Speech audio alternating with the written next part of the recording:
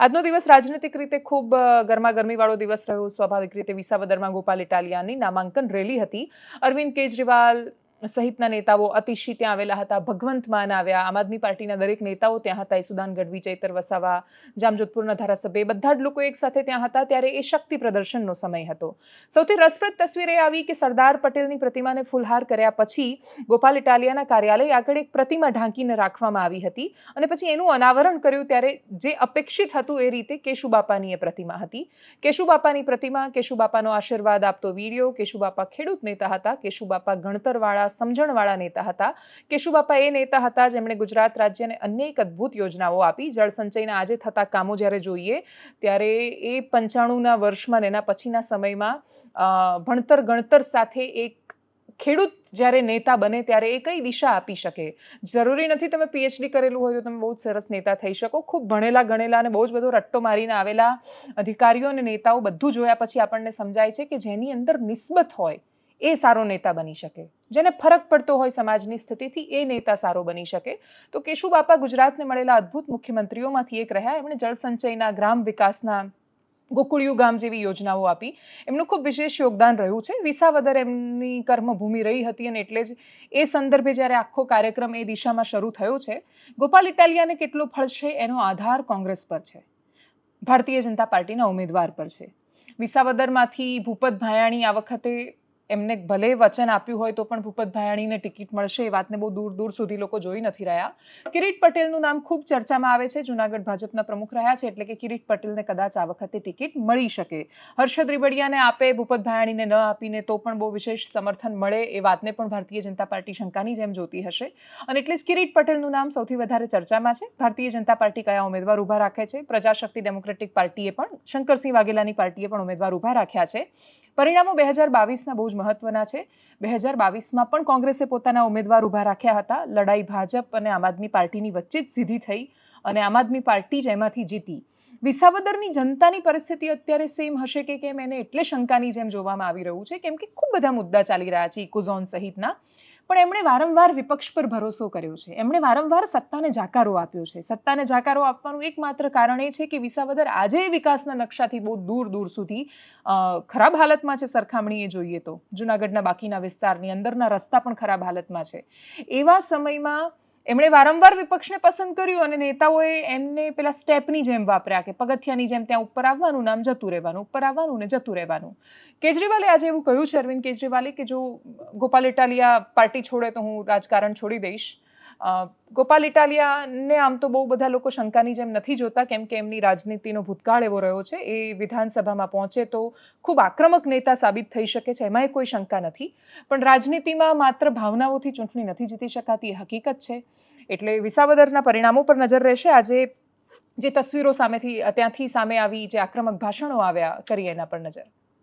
દોસ્તો, મારો સંકલ્પ છે કે આ વિસાવદર બેસાણ જૂનાગઢ ગ્રામ્ય મતદાન વિભાગમાંથી તમારા બધાના પ્રેમથી, આશીર્વાદથી જો હું ધારાસભ્ય બનીશ તો આ વિસ્તારના જે કાંઈ મહત્વના પ્રશ્નો છે એના ઉપર હું બુલંદીથી અવાજ વિધાનસભાથી લઈને સડક સુધી ઉઠાવવાનો છું. દોસ્તો, તમારા આશીર્વાદથી હું ઇકોઝોનની લડાઈને મજબૂતીથી વિધાનસભા સુધી લડવાનો છું.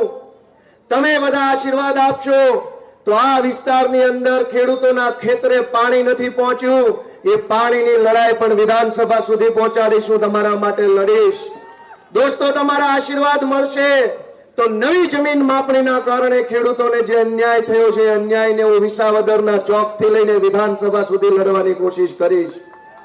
દોસ્તો, ટેકાના ભાવના ખરીદી કેન્દ્રોમાં, યાર્ડમાં, સંઘમાં ભયંકર જે ભ્રષ્ટાચાર થાય છે એ ભ્રષ્ટાચારની સામે પૂરી તાકાતથી લડવાનું કામ હું તમારા આશીર્વાદથી કરીશ. દોસ્તો, આ વિસ્તારમાં ભાજપના માણસોએ ભયંકર ભ્રષ્ટાચાર ફેલાયો છે. તમે બધા જાણો છો કે કેશુબાપાના ટાઈમમાં જે ચેક ડેમ કે રોડ બન્યા એ ખાંભીઓની જેમ અડીખમ ઉભા છે અને હાલના ભાજપ વાળા જે બનાવ્યા એ 3 મહિના ટકતા નથી. દોસ્તો, હું તમને સંકલ્પ જાહેર કરું છું કે તમારા આશીર્વાદથી હું ધારાસભ્ય બનીશ તો આ વિસ્તારની અંદર કેશુબાપાએ જેમ ખાંભીઓ જેવા ચેક ડેમ રોડ બનાવ્યા એવા રોડ, રસ્તા અને ડેમ બનાવવાનું કામ મારા હાથથી કરીશું. દોસ્તો, तो आज मैं बीजेपी को चैलेंज करने आया हूं आज मैं बीजेपी को चैलेंज करने आया हूं। इस बार हमने भी अपना सबसे बड़ा हीरो आपके सामने रखा, गोपाल इटालिया। मैं चैलेंज करता हूं बीजेपी को, गोपाल इटालिया को तोड़ के दिखा दो, केजरीवाल राजनीति छोड़ देगा। टूटेगा तो नहीं? अरे सर, इससे कोई बात ही नहीं है।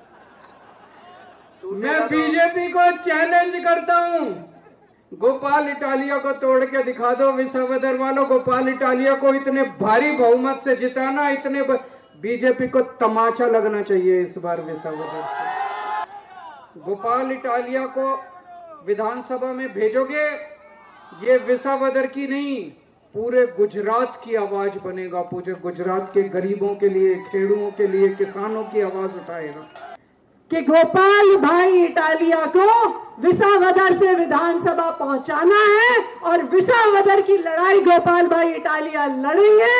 वो डरेंगे नहीं, वो बिकेंगे नहीं, वो हमेशा आपके साथ खड़े रहेंगे, हमेशा आपके लिए लड़ते रहेंगे। आपको चुनाव के दिन बस झाड़ू का बटन दबाना है और गोपाल भाई को विधानसभा पहुंचाना है। सो आप लोगों को 19 तारीख को